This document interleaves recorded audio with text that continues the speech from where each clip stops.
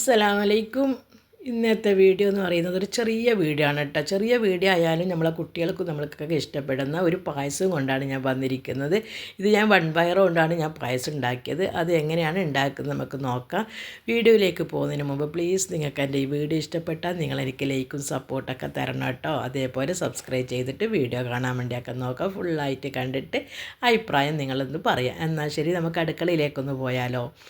അതിന് വേണ്ടി ഞാൻ ഒരു കിലോന് പയറാണ് എടുത്തിരിക്കുന്നത്, വൺപയർ. അത് ഒരു 5 മണിക്കൂറോളം നല്ലതുപോലെ കഴുകിയിട്ട് ഞാൻ വെള്ളത്തിൽ സോക്ക് ചെയ്തിട്ട് എടുത്തതാണ്. അത് നമുക്ക് കുക്കറിലേക്കൊന്ന് ഇട്ട് കൊടുക്കാം. നമ്മൾ കുക്കറിലിട്ടിട്ട് ആവശ്യത്തിനുള്ള വെള്ളം, പയർ മുങ്ങിക്കിടക്കുന്ന രൂപത്തിൽ വെള്ളം ഒഴിച്ച് കൊടുക്കണം. വെള്ളം ഒഴിച്ചതിന് ശേഷം നല്ലതുപോലെ ഇതൊന്ന് വേവിച്ചിട്ട് നമുക്ക് എടുക്കാം. നമുക്ക് വേവിച്ചിട്ടെടുക്കുക. പിന്നെ ഞാൻ ചെയ്തിരിക്കുന്നത് ഒരു മിക്സി എടുത്ത് മിക്സിയിലേക്ക് 1.5 കപ്പ് തേങ്ങ തന്നെ ഇട്ട് കൊടുത്തിട്ടുണ്ട്. തേങ്ങ നല്ലോണം ഇട്ട് കൊടുക്കണം, എന്നാൽ മാത്രമേ നമുക്ക് പായസം കുടിക്കുമ്പോൾ നല്ല ടേസ്റ്റ് ഉണ്ടാവും. 1.5 കപ്പ് തേങ്ങയും അതിൻ്റെ കൂടെ തന്നെ ഒരു 2 ടേബിൾ സ്പൂൺ മൈദപ്പൊടി ഉണ്ടല്ലോ, മൈദപ്പൊടിയും ചേർത്ത് കൊടുത്തതിന് ശേഷം ഒരു 3-4 ഏലക്കായും ചേർത്ത് ഒരു 1/2 കപ്പ് വെള്ളവും ചേർത്ത് ഇതൊന്ന് നമുക്ക് അരച്ചെടുക്കാം. അരച്ചെന്ന് പറഞ്ഞാൽ നല്ല പേസ്റ്റായിട്ടൊന്നും അരക്കണ്ട, ഒരു തരിതരിപ്പായിട്ടൊന്ന് അരച്ചെടുത്താൽ മതി. അരച്ചിട്ട് നമുക്കിതൊന്ന് മാറ്റിയിട്ട് വെക്കാം. ഒരു 6 വിസിലങ്ങാനം കഴിഞ്ഞിട്ടാണ് ഞാൻ എൻ്റെ കുക്കർ തുറന്ന് നോക്കിയത്. നമ്മൾ പയറൊക്കെ നല്ലതുപോലെ തന്നെ വെന്ത് വന്നിട്ടുണ്ട്. നല്ലതുപോലെ കൈയൊക്കെ തൊടുമ്പോൾ നല്ല സോഫ്റ്റ് ആയിട്ട് തന്നെ ഉണ്ട്. അത് നമുക്ക് എന്താക്കണം, വേറൊരു പാത്രത്തിലേക്ക് ഇതൊന്ന് മാറ്റിയിട്ട് കൊടുക്കാം. ഞാൻ അതിന് വേണ്ടി ഒരു ചരുവം പാത്രം ഞാൻ അടുപ്പത്ത് വെച്ചിട്ടുണ്ടായിരുന്നു. അതിലേക്ക് നമ്മൾക്ക് ഈ പയറൊന്ന് ഇട്ട് കൊടുക്കാം. പയർ നല്ല വെള്ളമൊന്നുമില്ല, എല്ലാം തന്നെ വറ്റിയിട്ട് നല്ലതുപോലെ വെന്തിട്ടുണ്ട്. നല്ലതുപോലെ ഒരു കയ്യിലെടുത്തിട്ട് നമുക്കിതൊന്ന് ഇങ്ങനെ ഉടച്ചണക്കെ കൊടുക്കണം. കാരണം ഇടക്കിടക്ക് ഇങ്ങനെ ഉടച്ചിട്ട് ഇടക്കിടക്ക് കടിക്കുമ്പോഴാണ് ഈ പായസം കഴിക്കാൻ നല്ല ടേസ്റ്റ് കേട്ടോ. അത് നമ്മൾ അതിലേക്ക് എല്ലാം തന്നെ ഞാനെല്ലാം ഇട്ട് കൊടുത്തിട്ടുണ്ട്. ഇനി നമ്മൾ അതിലേക്ക് ചെയ്യുന്നത്, നമ്മൾ നേരത്തെ അരച്ചിട്ട് മാറ്റി വെച്ച തേങ്ങൻ്റെ കൂട്ടുണ്ടല്ലോ, ആ തേങ്ങൻ്റെ കൂട്ട് ഇതിലേക്ക് ഒഴിച്ച് കൊടുക്കാം. തേങ്ങാക്കൂട്ട് ഒഴിച്ച് കൊടുത്തതിന് ശേഷം അതിലേക്ക് ഒരു 1/2 കപ്പ് വെള്ളവും നമ്മൾ തേങ്ങ അരച്ച മിക്സിയിൽ ഒഴിച്ച് അതും കഴുകിയിട്ട് ഒഴിച്ച് കൊടുക്കാം. ഒഴിച്ച് കൊടുത്തതിന് ശേഷം നമ്മൾക്ക് നല്ലതുപോലെ ഇതൊന്ന് ഇളക്കിയിട്ടെടുക്കാം. ഞാൻ പിന്നെ വേറൊരു പാത്രത്തിലേക്ക് ഒരു 6 വലിയ പീസ്, 6 തന്നെ കട്ട തന്നെ, പിന്നെ നമ്മൾ ശർക്കര ഉണ്ടല്ലോ അത് ഉരുക്കിയിട്ടൊക്കെ വെച്ചിട്ടുണ്ടായിരുന്നു.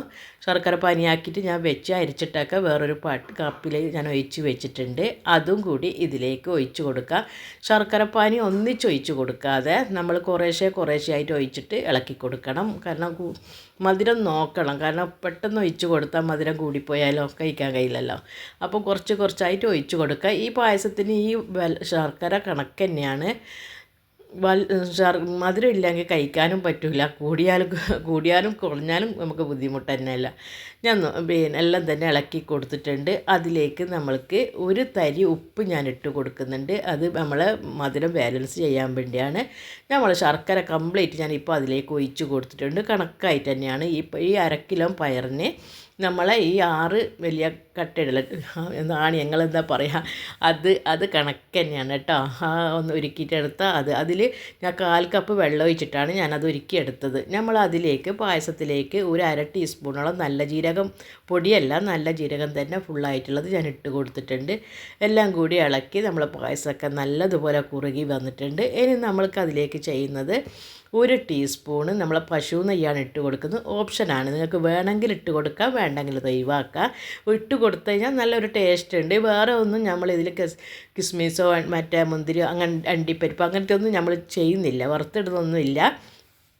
എല്ലാം തന്നെ ഇത് കുടിക്കാൻ നല്ല ടേസ്റ്റാണ്. നമ്മൾ പായസമൊക്കെ റെഡി ആയിട്ടുണ്ട്. എല്ലാം നമുക്ക് ഓഫാക്കി വെക്കാം. നമുക്കിതൊന്ന് വേറൊരു പാത്രത്തിലേക്ക് വെക്കാം. നിങ്ങൾക്ക് എല്ലാവർക്കും എൻ്റെ ഈ വൺപയർ ഈസി ആയിട്ടുള്ള പായസം നിങ്ങൾക്ക് ഇഷ്ടപ്പെട്ടിട്ടുണ്ടെങ്കിൽ നിങ്ങൾ എനിക്ക് ലൈക്കും സപ്പോർട്ടും തരണം. സപ്പോർട്ടൊക്കെ വളരെ കുറവാണ്. എന്നാൽ ശരി, നിങ്ങളെല്ലാവരും വീണ്ടും ഞാൻ പറയുകയാണ്, ഫുള്ളായിട്ട് കാണാൻ നോക്കാം. ഇനിയും നല്ലൊരു വീഡിയോ ആയിട്ട് ഞാൻ തന്നെ പെട്ടെന്ന് തന്നെ ഞാൻ വരുന്നതായിരിക്കും. വീഡിയോ ഇടാനൊക്കെ കുറേ താമസിച്ചു പോയി, കാരണം കുറച്ച് ജോലി തിരക്കും കാര്യങ്ങളായതുകൊണ്ടാണ് വീഡിയോ ഒക്കെ ഇപ്പം വൈകുന്നത്. എന്നാൽ ശരി, ഇനിയും കാണാം എന്നുള്ള പ്രതീക്ഷയോടുകൂടി അസ്സലാമലൈക്കും.